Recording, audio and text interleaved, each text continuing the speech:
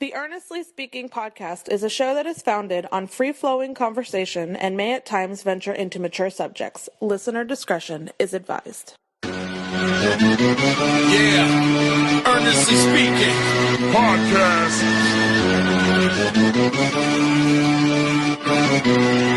Let's get it. I'm a giant in New York, in Miami carry heat. So much more in store, my product can flood the street. Opinion Nation Godfather, CEO.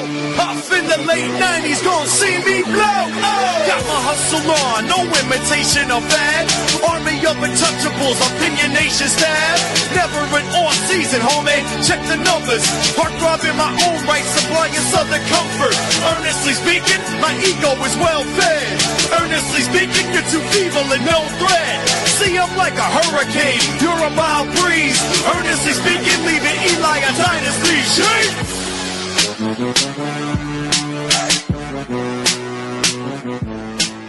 Earnestly Podcast coming to you live April 17th, 2025 on a Thursday. We are just 2 more days away from the NBA playoffs. Play-in already officially on the way, 2 days in. We have the elimination games in the back rearview mirror now. Of course, join here weekly with our man, Greg Hrinya, NBA author, analyst, of course, here, partner of the podcast family. My man, what's up, brother? Nothing much. Thanks so much for having me, as always. It's a big weekend in sports in general for me. A big weekend. We got the NBA playoffs starting. You have the NHL playoffs starting also on Saturday as well, too. WrestleMania's on Saturday and Sunday. Remember, I don't know if you obviously don't watch wrestling, but it's a 2-day event. So I have, thankfully, I have a three TV set up in my living room. So I'll have all 3 things going at the same time on Saturday, definitely, and Sunday, for that matter. I was going to say last weekend was a big one for me with the Masters. I don't know if you watched any. Oh, I did. I absolutely did. I'll tell you what, man. Gambling on golf is actually kind of fun. Well, I guess every guy is plus, right? So I mean, even if Scheffler Correct. is favored to win every major, he's probably still like plus 180 or whatever. Like I don't know what the lines are, but I'd imagine that they're all plus. He was, I think he was a favorite last week. He was like plus, I think 400 or 350. Oh, okay. You know what I mean? Yeah. But Rory was second, and I think plus 650 when I last saw before the whole thing started. But what I did actually, and it actually ended up not almost working out, but it got kind of like competitive for a second though. I put a live bet on the final round on Reed, okay, at plus 6,000, and he ended up coming third in on Sunday. Yeah, he was only at 3 shots off, you know. And then I did another bet on Scheffler. I think he was like plus 1,350. I think it was. I put $1 bet. This is C, and I did for the value. That's all I did for the value, you know. So that's what I did. But I gotta tell you, like, you came close with Reed. Had he not had that 3-putt, that short 3-putt, I mean, he lost 2 shots on a hole that he very easily could have made the putt. So I mean, not saying that it would have played out the exact same way had he been there. Maybe he doesn't hole out right when he did. So I mean, you know, it's impossible to play that game. Are you a big golf guy? You're a big ball guy, right? Yeah. I played golf in high school. So. Oh, okay. You look like a golfer, actually. You look like somebody could be a golfer. Yeah. No, I don't not like golf. In fact, I do follow what's going on. Like when you follow sports, you at least on a surface level know what's going on. Yeah. You know, with everything going on. I mean, I have to follow it tooth and nail, like tennis too. Also, I follow tennis. I don't watch every single like event, but I do know what's going on. You know what I mean? But I've never been locked in, even during the Tiger years. I've never been locked into a final day that I was this past Sunday. On Sunday, I think it was the most that I'd looked forward to a final round of golf since Tiger won the Masters in 19. I guess it was. Yeah. I mean, I'm pretty much just watching the majors at this point. Like, if there's nothing else, I feel like there's usually something on. There's usually another sport on that I'll be watching. But the majors, I'm pretty locked into. And I was really looking forward to this final round. And I mean, I was rooting for Rory. So, I mean, I guess. Oh, me too. It worked out that way, but I mean, it was a roller coaster. So I mean, it was great theater. I mean, it was really entertaining. I mean, you start the final round with double bogey. I mean, and then Jason Bell takes a 1-shot lead immediately. You're like, oh man, yeah. And I think that's why, you know, when you look at his reaction after he won, it was so authentic. Like you can't fake that. Like that was real. 11 years, you know, of a journey to get to this point now. You know, and you know, like I said, I'm not a big golf guy. I know you guys aren't here and listen to the podcast talk about golf, but I just had to touch on it a little bit now because I mean that was great theater on Sunday, as you mentioned. So But we're here talking about NBA basketball, of course, and of course we are here live on X. We're live on YouTube, of course, at Earnestly Speaking Podcast on YouTube. Also on Facebook, on my Facebook page as well too. Of course, the podcast you can also listen to on demand on whether it's audio on any podcast catcher, Spotify, podcast, Amazon Music, and of course, live here right now. So we're gonna do our yearly Earnestly Speaking NBA Awards. This is your first time actually doing it with me, though. Normally I do this by myself actually, or I may bring a guest depending on what's going on. But I figured let's make this a combination thing. You and I come here and we'll debate about who should win this awards and that. So we'll talk about the awards. We'll also talk about obviously the first round series predictions because the first round kicks off on Saturday. Can't wait. I love it. God, I keep saying April is the most underrated part of the sports calendar. And like I said, even if you take out WrestleMania, forget that. It's like the Masters, March Madness, Final Four. You have the NBA playoffs. And I like hockey too, so I'm a hockey guy. You have all this going on. So I can't wait to this weekend to kick off. But first, I want to also give final letter grades for the teams that did not make the playoffs this year in the NBA. We had two of them last night didn't make it. They played the elimination game and lost. We'll get to them in a second. First team here. I'm sorry, I'm trying to bring up my notes here just a second. There it is right there. The first team will cover here. We'll go alphabetical order here. First team, close to you, the Brooklyn Nets, who finished the year 26-56. What grade did you give them? Yeah, so the team I used to cover many moons ago. And wrote a book. Yeah. You want to promote it now? I know it's been a long time, but no, you mention it all the time. People know about it by now. So okay. Yeah, I would give them a C-. I wanted to give them lower, but I feel like they still have a good coach, and there's still a shot that they do well in the lottery. So I can't completely hammer them. But given the trade that they made to get their picks back prior to the season. When they traded Mikal Bridges, they had two simultaneous trades going on. So they traded Bridges to the Knicks for the Haul. And simultaneously, they made a trade with the Rockets dating back to their Harden trade. They gave up all their draft assets to Houston.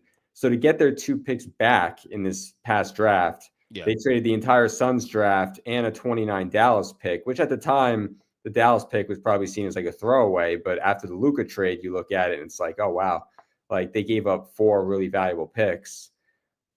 So the assumption was that they were going to tank pretty hard. That was the whole reason for getting rid of Bridges, their best player, and then also reclaiming their own first this year. I wouldn't say they tanked quite hard enough. So, I mean, 6 isn't terrible, but if you wind up with the 7th pick and Houston winds up with the 9th pick or the 10th pick, I don't know that you can really justify, because the picks that they gave up, I mean, those Suns picks, when you look at what's happened to Phoenix, are gold. So, absolutely.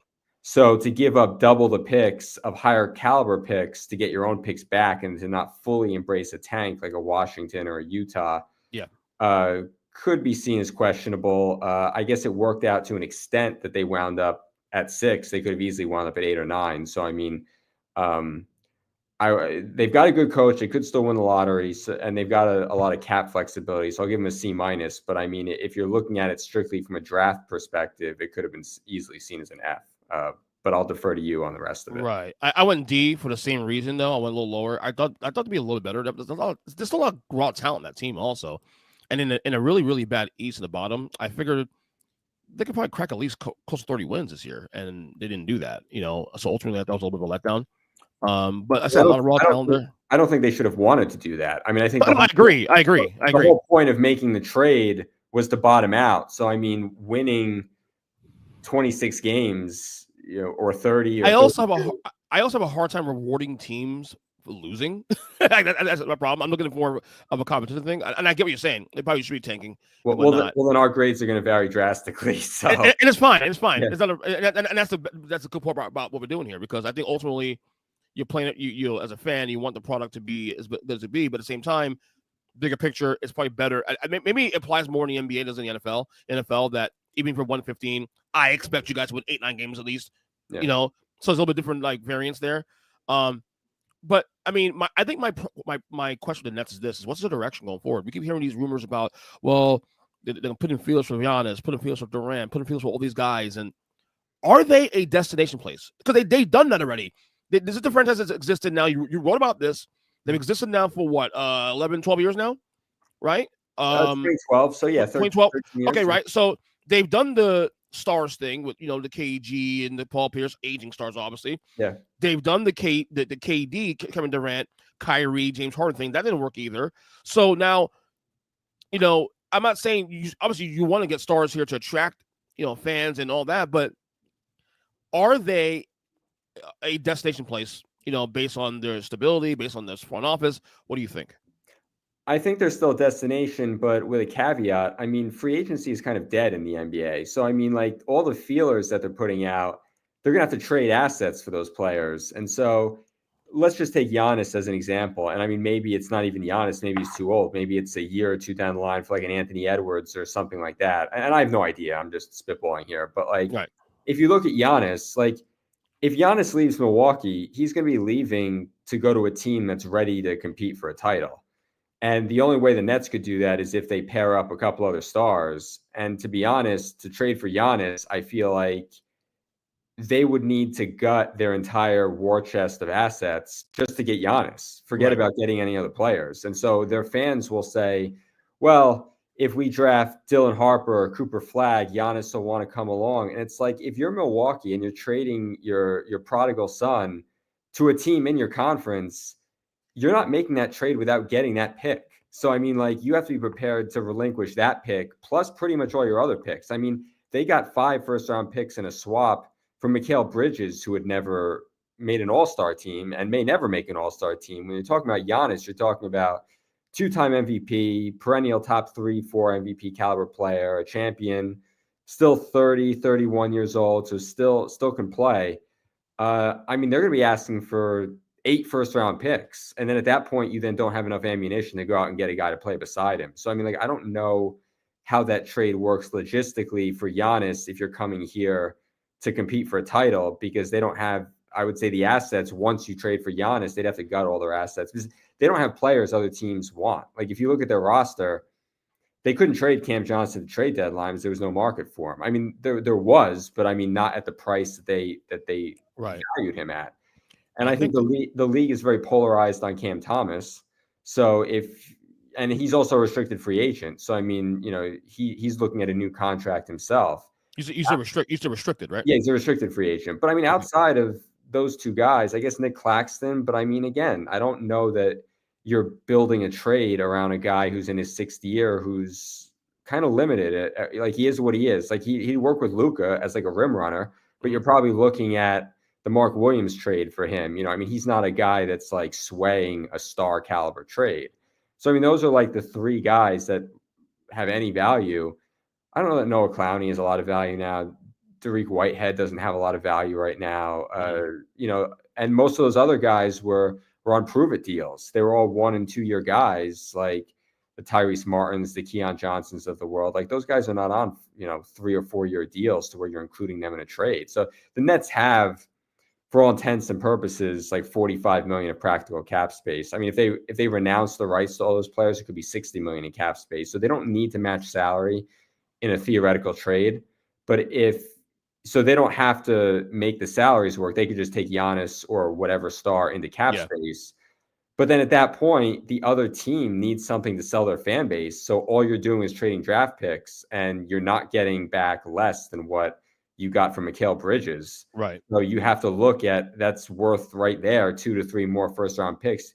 After you trade 8 first-round picks, then every other team has got more to offer in another star trade than you do. So I just don't see how that works logistically. I think the more likely avenue is taking back maybe a bad contract or 2 with some assets and continuing to build that way. They've got 4 first-round picks this year. Right. Now, granted, 3 of them are in their 20s, basically. So, I mean, like, it's really their own that has the prime value to it. Basically, saying, barring them getting a very high top draft pick, they are screwed.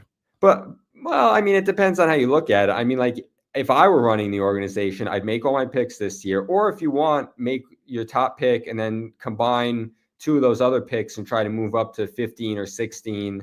Take a Rasheer Fleming from St. Joseph's or a player like that, in that range, and then make your 3rd first-round pick and your 2nd-round pick, and then you got 4 new guys and build from there. Then you're organically going to be bad next year. You got your pick back from Houston.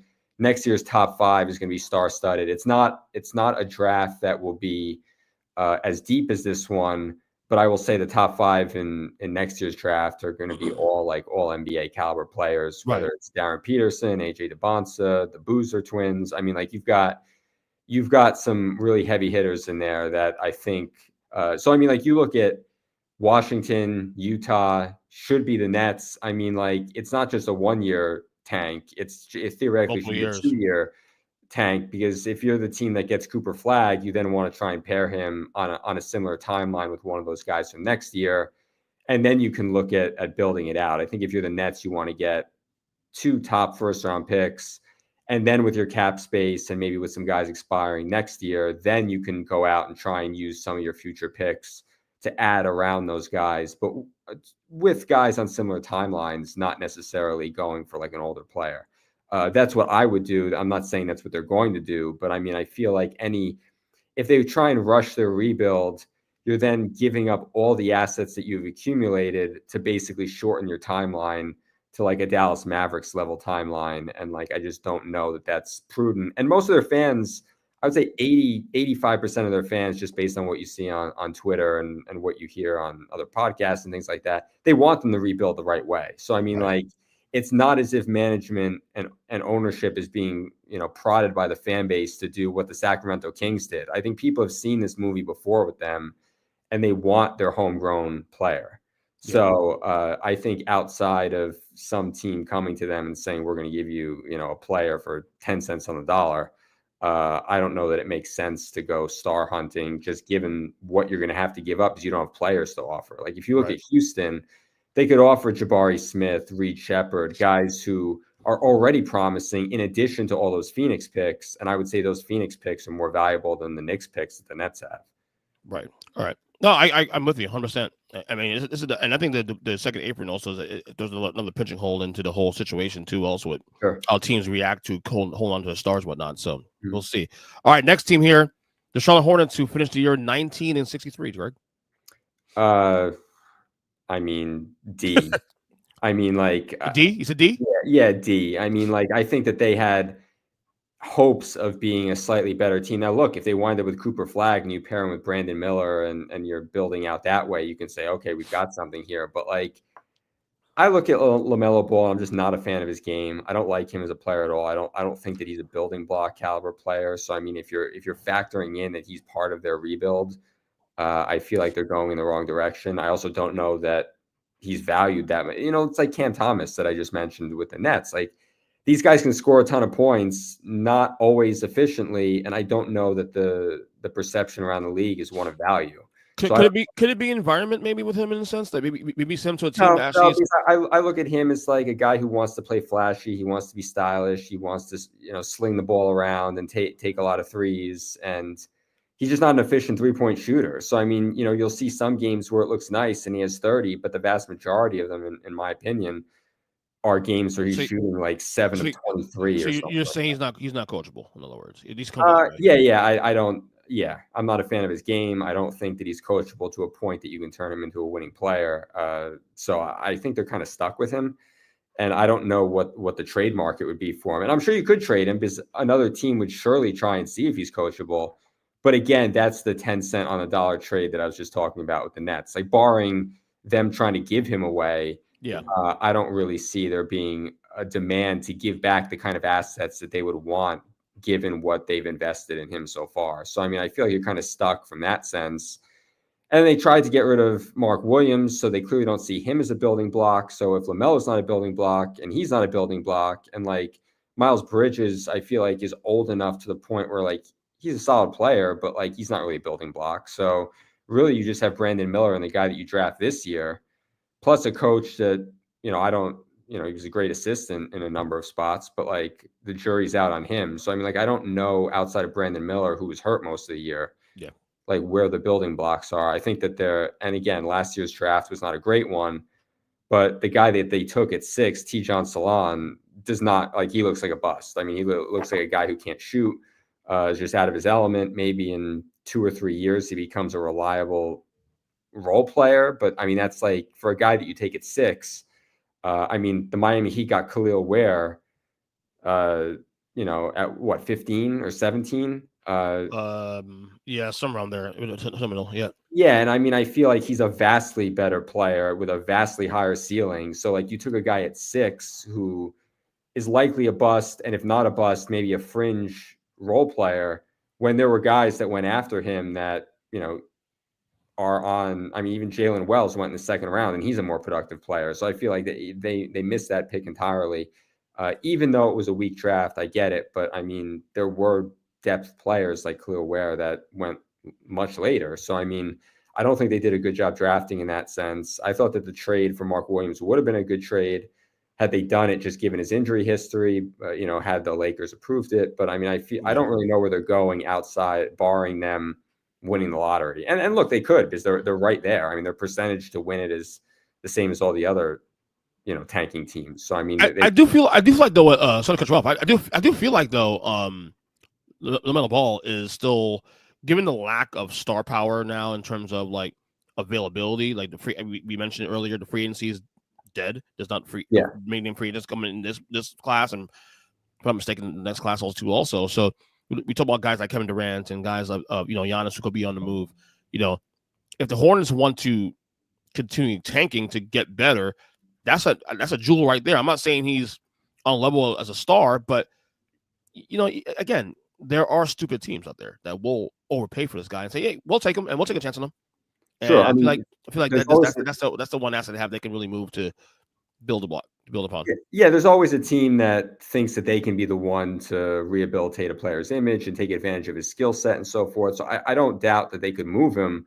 I just don't think that the haul that they would want, like the 8 picks that Milwaukee would want for Giannis, or the 4 picks plus numerous good young players like Stephon Castle, Devin Vassell, et cetera, depending on teams you're looking at.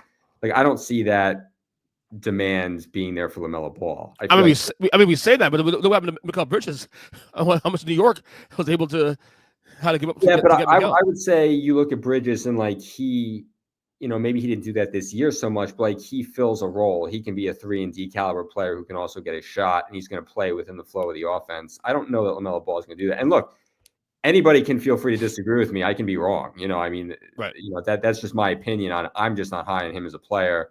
Other people could certainly be, and other teams could be. And as we saw with the Luka trade, all it takes is one team. I mean, like you just need one team to make a decision, be it to get rid of a player or to go after a player. So I mean, it only takes for the record, I agree with you on that. I have the same, maybe not as low on him as you are, but I'm definitely not high on him in like other people maybe on with him. So I gave him go ahead. He also gets injured a lot. So that's another thing too. Also, yep, he's got a lengthy injury history in addition to just the playing concerns. So I mean, like that's also something to factor in. D- because again, and I put him in an F because you do have a star. He's still a star. He's still a name, and you still won 19 games in the East. That's terrible. Sorry. Yeah. I mean, I almost put him an F honestly, but I gave him D- because the Brandon Miller injuries I think was one thing that held me back from giving him an F because. Not having Brandon Miller obviously hurt, you know what I mean? But again, if you have a star, I mean, if LaMelo Ball is supposed to be a top 25 player-ish guy, then you got to win at least 25 games. Sorry, you just have to. I had the same benchmark in when it comes to the NFL. If you're an elite quarterback, you're guaranteed 8 to 9 wins a year out the rip, no matter how bad your defense is. An elite quarterback gets you 8 to 9 wins a year, and then everything else around that, depending on how good your team is well-rounded. An elite star in the NBA should get you 25, 30 wins out the shoot. Okay? And he went far below that number. So that's why D- is for me. All right. Next team here should be interesting. The Chicago Bulls, who obviously were eliminated last night by my Miami Heat. There you go. There, for example. They're finished record 39-43. What you got? I'll go with the same as the Nets at a C-. I did too. By the way, I think they played really well for the last 2 months, so it's hard to knock them for that. But I guess where I would downgrade them is that, did it make sense to play well? Would they have been better off just bottoming out and trying to get a top pick? Because they've sort of been a team that's, during this Levine, DeMar DeRozan, Nikola Vucevic run, just sort of like languished in play-in territory, not even like a lock playoff team. I mean, they're normally in like that 8, 9, 10 range. And it's like, what is the point of being there? Like, you're either better off being in Washington or Utah range or competing for a title. So I feel like they did play well. Kobe White looked really good last night's playing game notwithstanding. I thought Buzelis showed a lot of flashes. Giddey was a revelation for them. I think Giddey probably gets them into the C range just based on that. You know, he played well, but then didn't look good in yesterday's game. Obviously, give the Heat a lot of credit for that.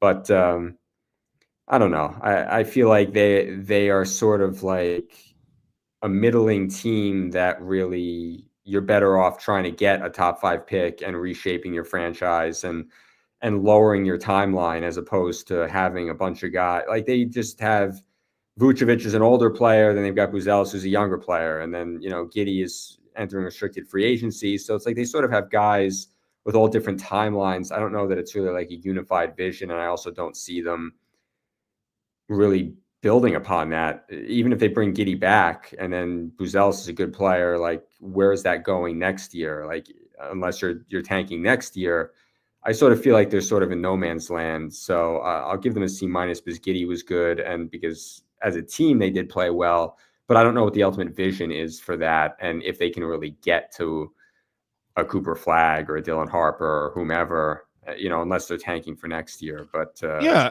and to me, like, and C- too. Also, they play well at the end of the year, and I think they try to tank actually. When you trade Levine, that's what you're trying to do. That was your best player, and you know, obviously trying to, but they were pretty plucky at the end of the year, and I thought last night they could have won that game against Miami.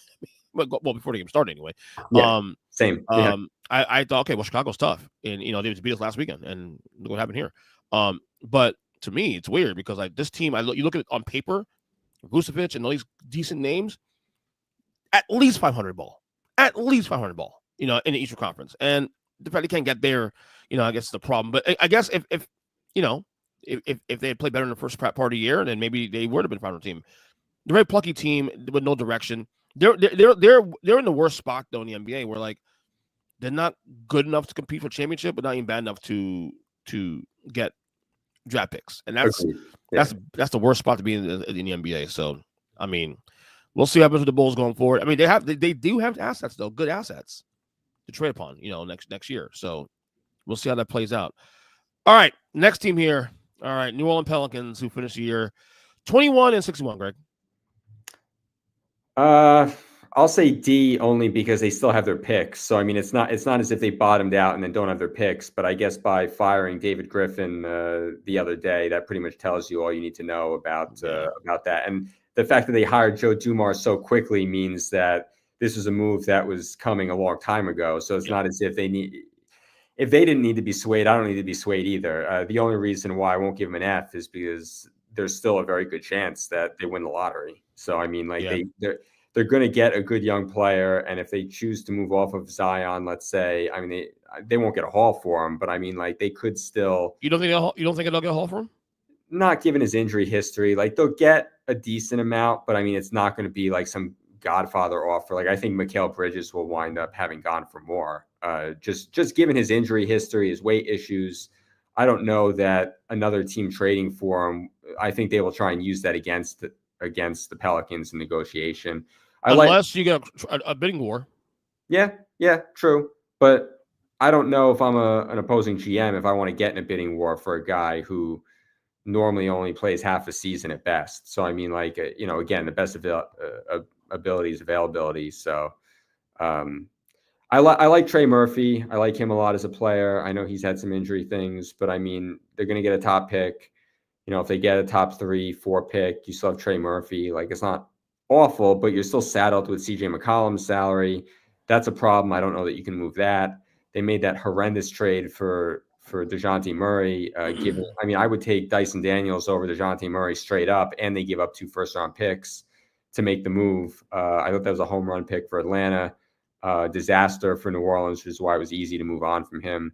Not knowing the future of Zion, the bad DeJounte Murray trade, plus it was an Achilles. He's probably going to miss all of next year as well. They're in a pretty rough spot, but I mean, I'm not going to give them an F because if they win the lottery, that changes everything. So, I mean, they still have a good percentage of having a top 3-4 pick. So I did fall asleep with an F, actually. Then I forgot the injuries, and you have to bake that in. This is a team that if they were healthy, they win 45 games. Yeah, easily. But then they out the gate, they started slow. Brandon Ingram gets traded, which obviously that was the whole talk of the year. Is like, how long does he last before they trade him? And depending how well they were doing, obviously they shit the bet up the chute. So that was done. The Zion thing's interesting because the Zion, I still think there's going to be a team or two that's going to try, I get what you're saying, that teams are not going to try to pay for the guy, but all it takes is one dumbass team. And we see all the time, Greg, there's always one team that says, well, I can do it. I can fix him. And there you go. There's your market. And not to cut you off, but we mentioned Brooklyn before. Like, I'd rather them take a shot on Zion at 25 years old than go after a guy who's 30 or 31. Like, I mean, see, Zion's of Brooklyn makes more sense. Yeah, because if it's a timeline. Yeah, exactly. So I mean, like, if he's going to a team where it's on a similar timeline, like that would make a little more sense than if a team is like overspending to rely on him as like one of their big 2 or 3. Right. I went D- with the Pelicans as well. So, all right, here we go. This one, the Philadelphia 76ers, who ended the year at 24-58. D as well. But I mean, it could be a C- too. I mean, like, they have Maxey. Jared McCain would have been the rookie of the year had he not gotten hurt. So I mean, it's not as if they've got nothing. And they're currently, I mean, look, everything for them is going to come down to the lottery. So I mean, maybe I'll give them an incomplete, because if they wind up keeping their pick in the lottery, it's like the fact that Paul George looked like, a walking corpse out there, and Embiid's career looks over. If you sell me on Maxey, McCain, and the fact that they're going to get a top 5 or 6 pick, that's not awful, given that they still have a ton of salary going towards guys who really look shot. But I mean, look, if they wind up with the 7th pick and it goes to Oklahoma City, it's an unmitigated disaster. And then, it's an F. Just based on giving Embiid the contract extension, and he's going to have knee problems the rest of his career. That's a problem. Paul George, that looked like just a money grab for him and a guy who has no interest in playing basketball. At least that's how it looked for most of the season. He was a podcast like me. He was Enter My World. Yeah. I mean, so maybe it's because once Embiid got hurt, he was just checked out, and Philly was fine with that, because they pivoted overnight basically. Once Embiid basically. It was like February 22nd or 23rd. They played the Nets, and they didn't play him in the 4th quarter of the game, and that's where they made their comeback. They still wound up losing the game, but I think the writing was on the wall. He didn't talk to the media. The next day, basically, it was like, we're going to see how it goes, and he never played again after that. So, I mean, he gave them like a 4 for 13 night in, like, I don't know, 28, 29 minutes, didn't play the 4th quarter, and then didn't play again. So, I mean, I don't know what his future is. Paul George, you're not going to be able to trade him, so you just got to hope that he gives you something better next year. If they lose their pick, though, I mean, I would say it's an F, even with Maxey and McCain. So, I mean, it's just how you allocate your assets. And they're so lucky the Eagles won the Super Bowl, because that was a phenomenal distraction. Distraction, because, the Embiid thing, like, even with I gave him D- on the record. The only reason I gave him F because of the injuries, but even when they were healthy, they were having issues. Yeah. You know what I'm saying? They weren't playing well even when they had the 3 guys playing. The limited, what they played 10 games together this year, maybe? Yeah, it was something like 10, 12 games. Right. Even those 10 games, it wasn't cohesive anyway. Yeah. So it was like, okay, well, and then of course the injuries play a part in that. Paul George pretty much quit after Embiid got hurt. Yeah. And Maxey got hurt early in the year too. It didn't help. I fell short of him to F because of the injuries. But also so close. After they shut Embiid down, they leaned fully into the tank. Like they went. They did. They went from trying to be competitive to basically, we're going to play Quentin Grimes and a bunch of undrafted rookies and guys like playing for contracts. And if those guys start playing too well, we're going to start shutting them down too. So I mean, you saw a lot of Gershon Yabusele, like, which I hate that. Which in principle, I hate that shit, dude. I hate the tanking thing. I can't stand it, but I get it. But the reason why this happens in the NBA more than any other sport, and like we didn't talk about it before, like early on in the pod when it kind of came up, but like one guy, like in the NFL, like unless you're talking about like a star quarterback, one guy, it's a 52-man team. So one guy is not necessarily changing your entire franchise. Like, I mean, you look at Myles Garrett or Micah Parsons or those guys, like they are dominant players at their position, and their teams were still terrible this past year. Whereas in the NBA, if you draft a LeBron, if you draft a Steph, if you draft an Anthony Edwards, like it changes the course of your franchise overnight. So one guy in the NBA makes more of a difference than it does in the NHL, and it does in baseball, and it does even in football. Unless you're getting a quarterback who winds up panning out, but like you can literally change the course of your franchise overnight. So in basketball in the playoffs, like when we watch the Knicks, like they're going to play 7 guys in the playoffs. So if you can get one guy who's going to play 45 minutes in the NHL, a top player like Ovechkin is playing 27 minutes out of a 60-minute game. In football, a quarterback's on the field half the game. You know, I mean, in basketball, they're there for every play. So it changes everything. So that's why these franchises are willing to sacrifice 1 year to do it. And so the Sixers were looking at it like, okay, we'll throw away 2 months and hopefully get lucky with ping pong balls, and then hopefully run it back next year and be more coherent. Right. All right. We'll have fun with this one. Phoenix Suns final record 36-46. This should be easy. This should be really easy. That's an easy one. That's an F. They don't have their picks. I don't think they're going to get much for Durant in a trade because he's 37, going on 37 with, no salary ahead of him. So I mean, like they're not going to get much for an expiring contract. You don't know if Devin Booker is going to be happy there. They can't trade Bradley Beal. The best they can do with him is buy him out, and at which point you're still giving him his money. You're just telling him to go away. They really have no way of building the roster around those guys, even if they chose to keep them. Like they pretty much are stuck with where they are. They fired 3 coaches in 3 years. They're in the worst spot, I would say, of any team in the league. Oh God, yeah, without question. Ishbia's in the.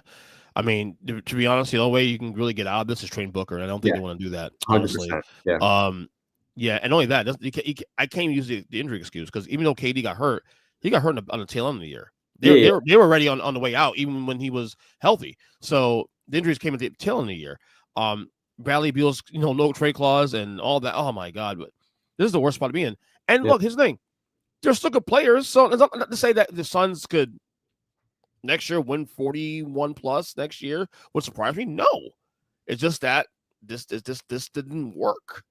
So look, they'll get something back for KD this summer. How much? I don't know, but they'll get something back for KD. So they'll have some building blocks to work on.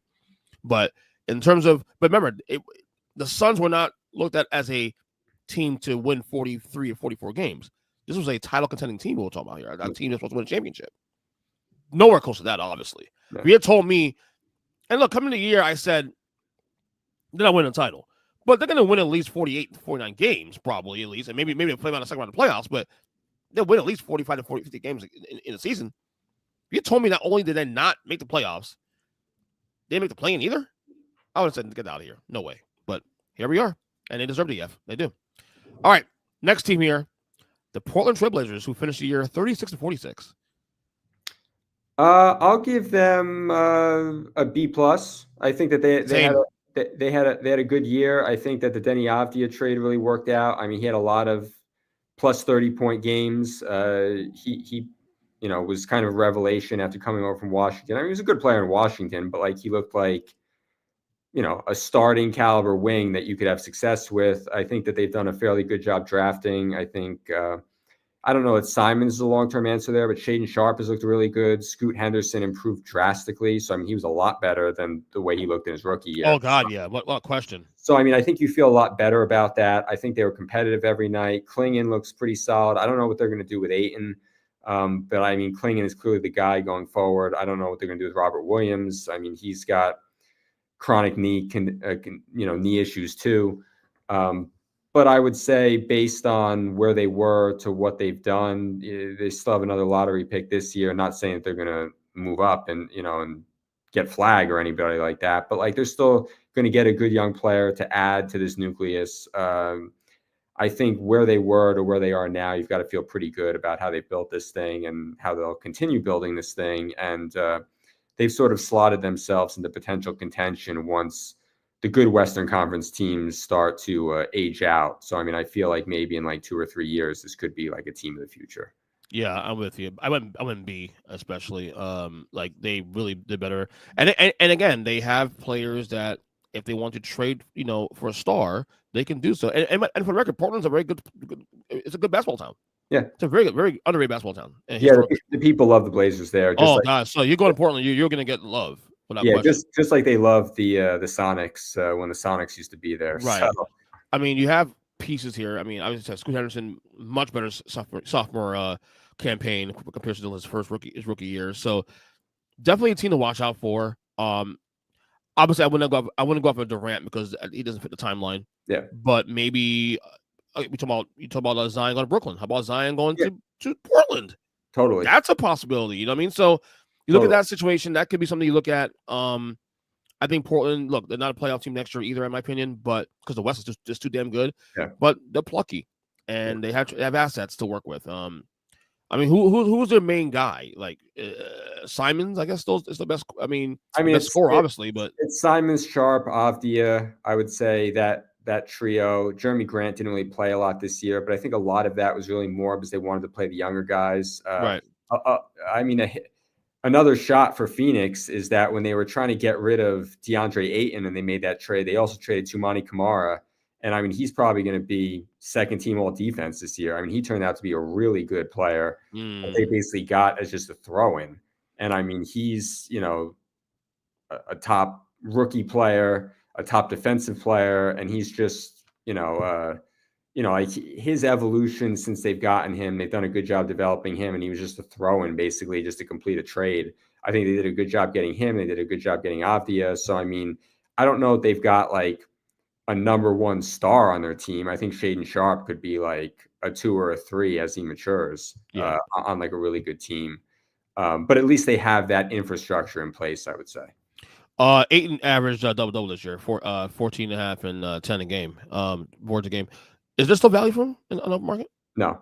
I think that I remember watching NBA Game Time on NBA TV one time this year, and Channing Frye was totally clowning him for his effort. Going after rebounds. I think the book is kind of out on him. Like he's got a ton of talent, but I don't think his motor is there. But he's 26 years old, Greg. But I mean, you got to want it. Just, look at Ben Simmons. I mean, he we could have made the same argument for him for years. And I mean, I guess you can say injuries and whatnot, but like, just because he's still young doesn't mean that he's a desirable player or an asset. But again, it just takes one team to say, I can fix him. Yeah. It's only takes one team. But in that case, you're probably still not giving up a lot for him. So, I mean, I feel like it's a pretty heavy contract, right?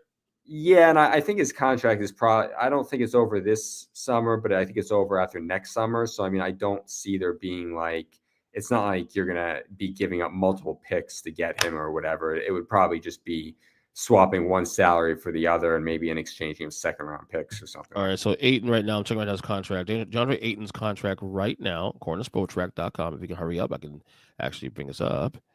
Come on. It takes so long. And he signed a 4-year deal. So he is right now, he has 1 more year left. So it's expiring next year. Yeah. So, I mean, I don't see you getting a lot from him then. And then after that, he's probably like a mid-level guy. But I'd rather get something than nothing. Sure. Yeah. Even if I get like scraps is better than DeAndre Ayton at this point. Because I'm not keeping him beyond this year anyway. Yeah. You know what I'm saying? So that's why I would, if I'm Portland, definitely put on the market. He's getting $35 million next year to end his contract. Wow, what a disappointment this guy is, man. I thought he'd be a decent center in the league. He's falling apart. I mean, look, 14 and 10 is good, but numbers can fool you too also. Yeah, he's got talent. That's the problem. Like I've seen him have dominant games where he goes for 25 and 12, but it's just few and far between. It's not consistent. And effort, I think, is what shows up on tape with him. It's a LaMelo Ball argument. Like he's a great player, but good talent, but I don't think LaMelo's problem is that he's not trying. I think LaMelo plays hard when he's on the floor. It's just that I just don't think his style is conducive to being on a winning team. Right. And why are you trading for a guy who's not a winning player?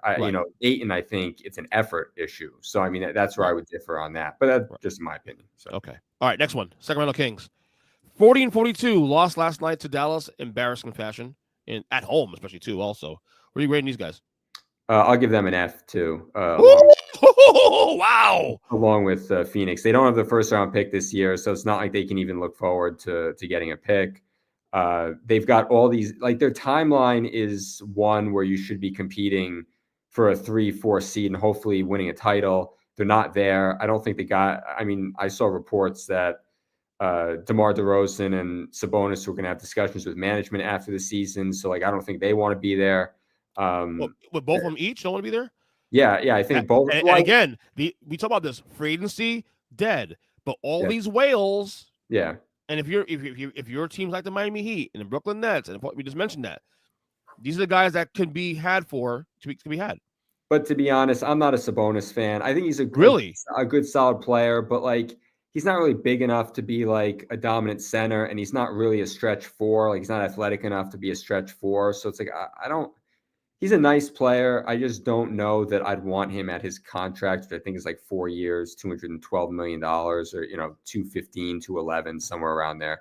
I feel like it's a lot of money for a guy that doesn't really.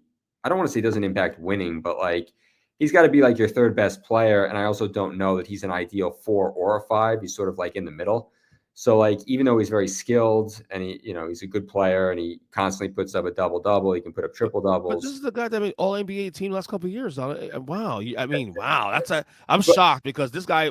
But I mean, how much playoff success has he had? That would be my argument to that. I mean, I would say that he's all like every like. And I saw other people posting this last night on Twitter too. And I'm like, look, I'm right there with you. Like he's not contributed to a team that's made like some sort of long playoff run. I mean, even Damian Lillard, when he was in Portland, I mean, they got to the Western Conference Finals one time. Like I just don't see Sabonis carrying a team or even being the second guy to carry a team in that case. Yeah, I went D on this one. I mean, look, once you trade De'Aaron Fox, I mean, you're saying, okay, white flag. Although Levine's not a bad piece to get back for De'Aaron Fox, in exchange, but it's so sad because 2 years ago, they were my number one league pass team to watch. Yeah, 3 seed in the Western Conference. The future's bright. Light the beam. They took the Warriors to 7 games, 2 years ago, and then we go from that to this. Like, oh my God. Well, it's the same path as that Phoenix took, and that's why I gave them both an F. Like you could make the argument for Phoenix that even after the Durant trade, they were still in way better shape. But it's the Chris Paul trade, it's the Ayton trade, it's throwing in Toumani Camara, it's trading away pick swaps until the end of the decade that are essentially first round picks for the Wizards. So okay, let me ask you a question then. What did in the Kings in the last couple of years though? Because it was the same team from year to year up until like this year, obviously when they added DeRozan and then eventually traded Fox. But what did the Kings in? Well, I mean, to me, they're just like a middling team. Like they're not like they're the reason why I gave them an F too. Not only do they not have like a lot of flexibility, but like they're not competing for a title and they're not getting a top draft pick. And they've got a bunch of guys on salary that are good players, but I don't know that you're getting a lot for them in a deal. Like DeRozan's pretty old. You're not going to get a ton for him. Sabonis, I don't know how he's viewed around the league. He's on a big contract. I don't know that you're going to get a ton for him. I think Sabonis will get value. I think there's value for Sabonis because he's done enough All NBA, main All NBA teams and that position too, especially that I think of all the potential whales out there. If the Kings don't want to blow it up at some point, he's someone I think can get back at least 3 first-rounders. If they could do that, I think that he'd be on the next train out of town. If they could get that right for him, I think there'll be a team who could pull it off because I think he's also young enough too. I think he's like 27, 28. But also keep in mind that other team is going to have the salary to send back with it. So I mean, you're probably taking back, a bad set. Like what contending team is adding him to be like the third player? Like, could you argue like a Golden State? Like, would he be? If he goes to the Warriors. That's just right now. If you add him to the Warriors right now, they're actually a contender to win the championship now because now because you said roles. Yeah, true. Jimmy in the right role. Number 2, Sabonis, and as a 3 would be better than as a 1 or 2. And of course, Steph's the guy. That would be the one spot where I could make the argument for him. But then, like, what is the value of that to Sacramento? Maybe Golden State doesn't want to give up 3 first-round picks for him, and do they have the salary to send out for? Listen, if the goal is to extend Steph Curry's, he's still relatively in his peak. Still, sure. You better fuck all that. Yeah. We're gonna you give up draft picks to make sure Curry is good.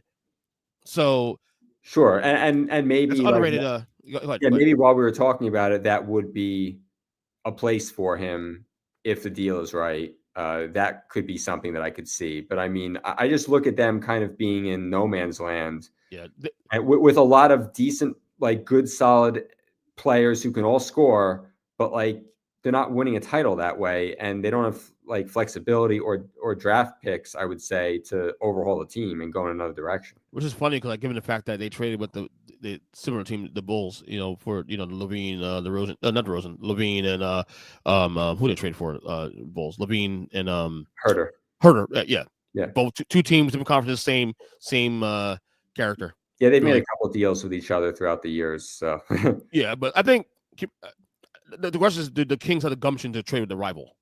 That's the question. Yes, and that's another thing too. Do they? Because I mean, Golden State is like right down the road from them, and the real rivals. Yeah. So I mean, are they willing to give away their best player, even though it makes sense and would behoove them to do so?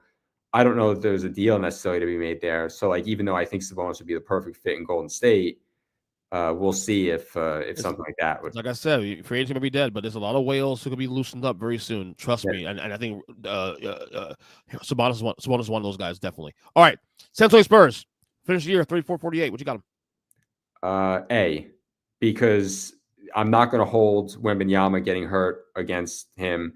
Everything that I've heard is that he's going to be back next year. They add De'Aaron Fox. They hit a home run with Stephon Castle, who's probably going to be Rookie of the Year.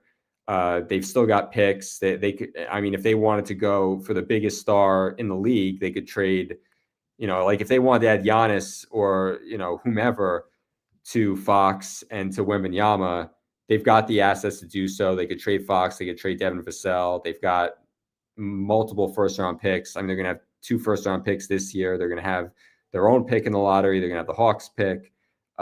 They've got their own picks going forward. They didn't give up that much to get Fox. So, I mean, they've got a lot of flexibility. They've got one of the top 5 players, I would say, in the league.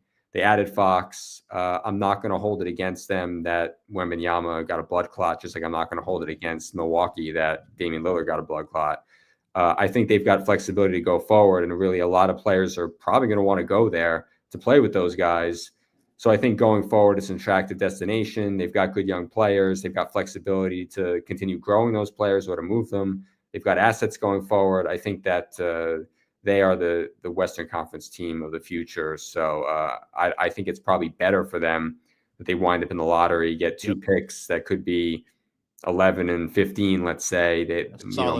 More ammunition to add to their assets. I think they're in a good spot going forward. So no, they didn't win a championship, but I'm fine with where they are. I think they're in really good shape. Yeah, I went B+. Honestly, I almost went A as well, too, also. So their overall number this year for the season start was 36.5. Okay, I went under on that, obviously. Think it's okay because of the environment. Yeah.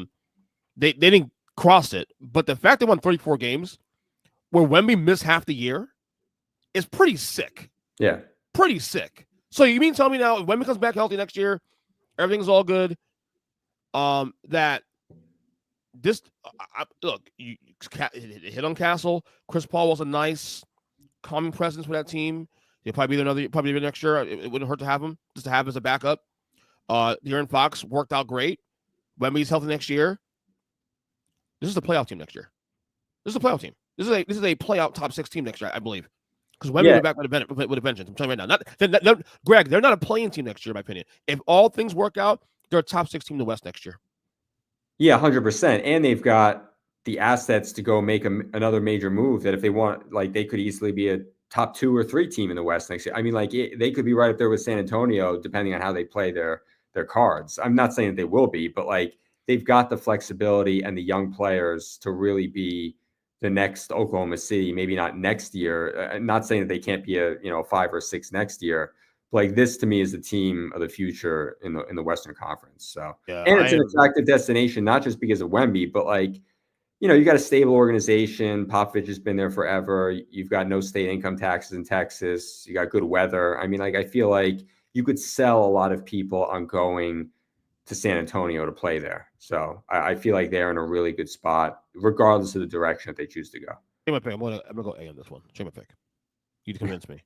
I'd be blessed, but like honestly, yeah. I mean, 34-48 with half a year without Wemby, and still get there. Oh, wow, and we're plucky all year long too. Also, even without Wemby. So yeah, you see all the signs there, all pieces there.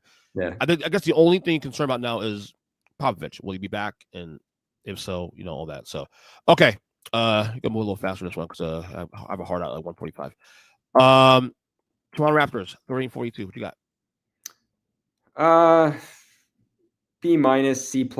I feel like they're setting themselves up to be like a nice team, but it's like I feel like nice only gets you so far. Like what is their ceiling? Is it like a 5 or a 6 if all things work out? I mean, look, if they win the lottery, then that'll change my pick. But the Brandon Ingram, we never saw him play for them, so it's like I don't know how it fits. They're paying RJ Barrett and Emmanuel Quickly a lot of money, who are nice players, but like on a really good team are probably just good role players. Pirtle, same thing, good role player. But they still have their picks. They've got flexibility. They could win the lottery, and even if they don't win it, they could still wind up in 7 or 8. They'll still get a good player to add to that. They could have been a 7 seed this year. They had the softest schedule in the league after the trade deadline, and they shut Ingram down basically after they acquired him. They leaned fully into the tank. So, they did everything they could to try. They had, again, we can't go a podcast without you mentioning the tankathon strength of schedule, but like they had a strength of schedule of like 37% in February. So, they could have rattled off 17 out of 20 wins just based on the fact that there was a lot of Charlotte, there was a lot of Washington. They played the Nets a couple times, and they won some of those games just based on the fact that they were playing other tanking teams.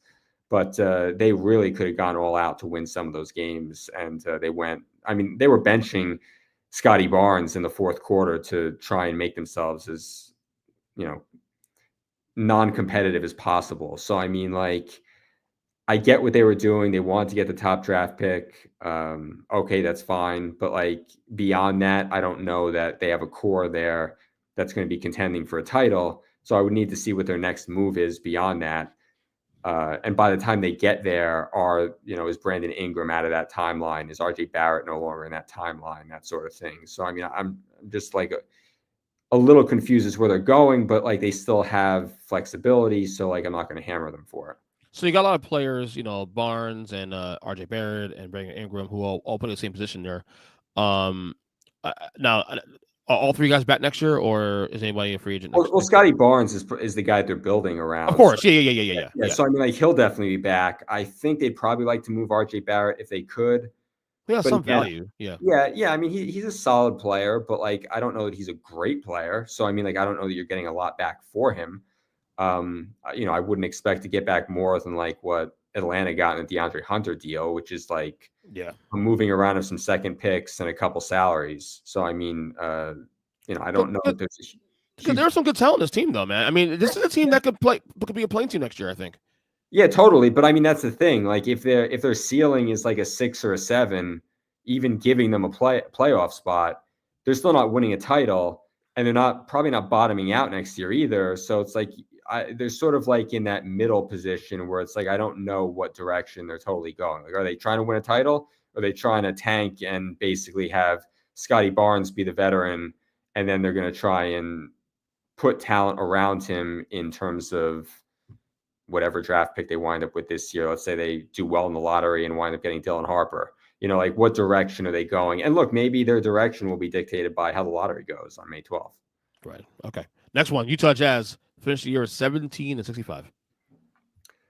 I will give them a C-. I want to give them better than that because their intention was to tank. Like their goal was to have the worst pick so that they could, the good thing about tanking is that the worst they can do in the draft is 5. So worst case scenario, they're going to get a good player to add to their roster.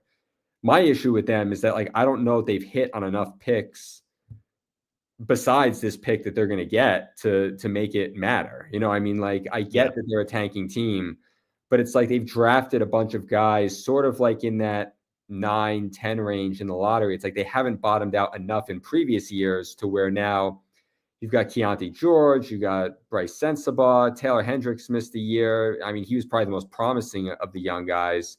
he got injured before the season even started. So, I mean, I don't know that the young guys that they're building around are even guys that you want to build around. So, I mean, like outside of this top pick that they're getting, what I read was that their goal is to bottom out next year. So we're probably going to have the same discussion next year. So they're going to be building around these next 2 picks, but have any of the other picks that they've made, will those guys be contributors to this organization? I don't know the answer to that. I mean, Keontae George has moments. Bryce Sensabaugh has had moments. I don't know that Walker Kessler is a guy that they're committed to. I think they floated the idea around about moving him. They could move him this offseason.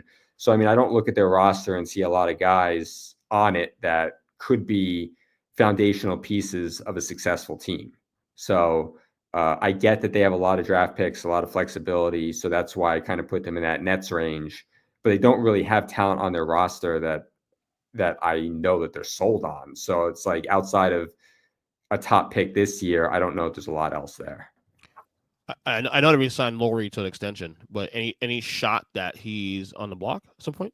Oh, totally. Yeah. I'd imagine that he wants out, which he should have known prior to last season, and he'll have value. Like he's a 6'10" guy who can shoot threes, and in this league, if you can shoot threes, like I'm sure Golden State would love him. They were floated as a spot for him. They tried last summer. Yeah, they tried. So I mean, like he will be a guy that will have a market, and that they could get something back for. Like if you're talking about players on the market outside of like, an Anthony Edwards, a Giannis, an MVP caliber type player. And I'm just using Anthony Edwards as an example. He's not getting traded. I'm just saying like a star caliber player. Right. I feel like he will be one that teams you could get like a bidding war going for, that he has value to teams trying to win a title next year. He could be a number 3 where he's going to be a reliable 3-point shooter.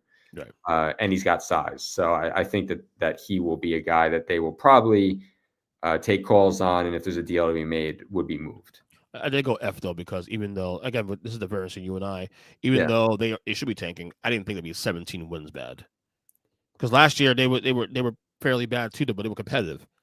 But I think their pick was top 10 protected, so they really leaned into that. They leaned into that. So I mean, like they had to be bad. They wanted to be bad. They accomplished their goal, and I'm looking at it as that was their goal, and they did what they set out to do. Whereas like a team like Brooklyn, like their objective should have been to be equally as bad, and they wound up 5 slots lower in the draft positioning. So I mean, like I would say that the only reason I gave them the same grade was because I don't think that the guys they've drafted in recent years are building blocks. So I think both teams are basically operating from the same spot. Okay, final team here, the Washington Wizards, 18-64. I'll give them a B+, and this is where we're gonna vary, because again, they're a tanking team, and I feel like they might have found some guys. Like Alex Sarr showed the second half of the season, like he could be a building block player. Bilal Coulibaly has showed me that he could be a good, like a Dyson Daniels, a Lou Dort caliber defender when he's healthy. And the fact that they went out and got some veterans at the trade deadline showed me that like they want these guys to grow in an environment that's not toxic. I thought Keyshawn George was a good draft pick. Bob Carrington, I don't know yet about him, but like I feel good about Keyshawn George as far as like being a 3-and-D caliber player. He's got size. He can shoot a little bit.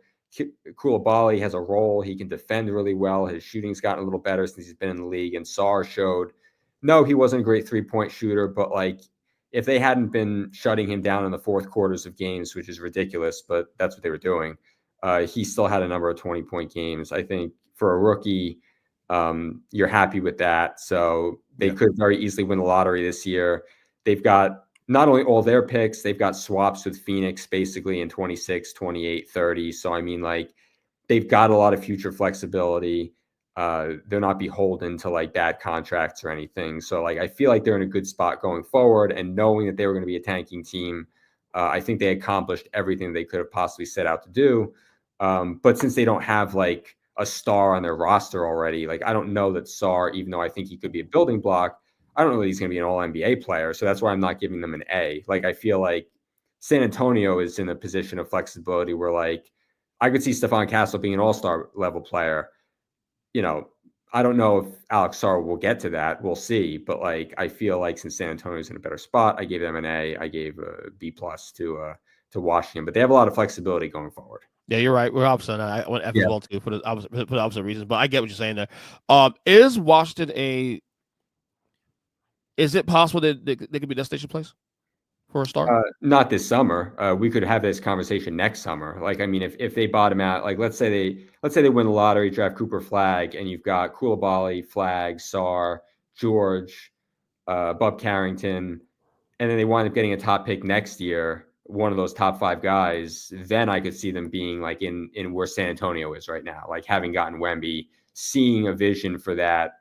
I could see players wanting to go there, but it wouldn't be this summer. And it might not even be next summer. It might be the summer after that. But I mean, look, when they brought in Michael Winger, I mean, his job was basically to rip this thing down to the studs and build it back up. And so they're still on their ascent. And they're doing it. Yep. Yeah, and they're doing it. So, I mean, like, I'm not going to knock them for doing what he was basically brought in to do, was to get – and look, the Bradley Beal trade for them was a home run. I mean, they didn't get like an outright first, but the swaps are as good as that because, I mean, Phoenix could wind up being in the lottery. You know, they could wind up trading Devin Booker and being in the lottery for the next 5 years, and they could have a control of a lot of their picks. Houston and Washington basically have control of Phoenix's future. So, I mean, that's why I'd be very positive about those two teams. Right. All right, there's a lot of grades. That's long, I thought, man. But yeah, we got a lot of information on all these teams here, and again, I think this offseason, like, you know, we look at it. Oh, there's no big free agents here, but I'm telling you now, there's gonna be a lot more noise. I think there'll be a lot of surprises. A lot of these teams mentioned here too, especially a lot of surprises with players probably on the move. So, all right, now let's get officially to the Earnest Speaking Podcast NBA Awards of 2025. All right, Greg, your Rookie of the Year is. Building on what I was just talking about with San Antonio, I went with Stephon Castle. It was actually very close. I was deciding between Reese Shea from Atlanta and Castle. Reese Shea's got better numbers, but I would say because Atlanta was trying to win, there were also a lot of fourth quarters where Quinn Snyder wasn't playing him down the stretch. Right. And also I think Castle's numbers would have been better had he been playing alongside Wembanyama, had Wembanyama not gotten the blood clot. I think watching Stephon Castle, he passes the eye test. Like, he looks like a star caliber guard. He's had numerous 20-point games. His passing's good. His rebounding's good. I'm sure that he will build upon his 28, 29% three-point shooting range. If he can just get to 34, 35% in a couple of years, I think he'll be totally fine with his athleticism, his capability to get the spots on the floor. So I think this was more like an eye test sort of thing than like a pure numbers thing. So I think that he fit the mold, and it was just that Reese Shea, like his numbers are good. But I feel like because they were playing for something, he wasn't always trusted by his coaching staff, whereas Castle played more. So yeah, same. I went Stephon Castle for the same exact reason. All right, defensive player of the year for you. So I went with Dyson Daniels. He's not going to win the award. This would be my pick, not necessarily what the experts are going to pick. I feel like the league always goes with a big man because I guess they're seen as like the quarterback of the defense. So you're going to see like a Jaren Jackson or a Draymond Green or an Evan Mobley win the award. I went with Dyson Daniels only because he had a number of steals. I mean, he had 229 steals. That hasn't been done by a guard since Gary Payton did it 30 years ago when he had 231 steals. So, I mean, I feel like he was a dominant defensive player at his position every night. He was guarding the other team's best player. And I think that I think the numbers just speak for themselves with his steal numbers. So, I mean, for me, knowing that he's not going to be the one that wins the award, I know he'll be on first team All-NBA, but I feel like of the 5 guys on first team All-NBA, I thought he was probably the most impactful and played on a team without other good defenders.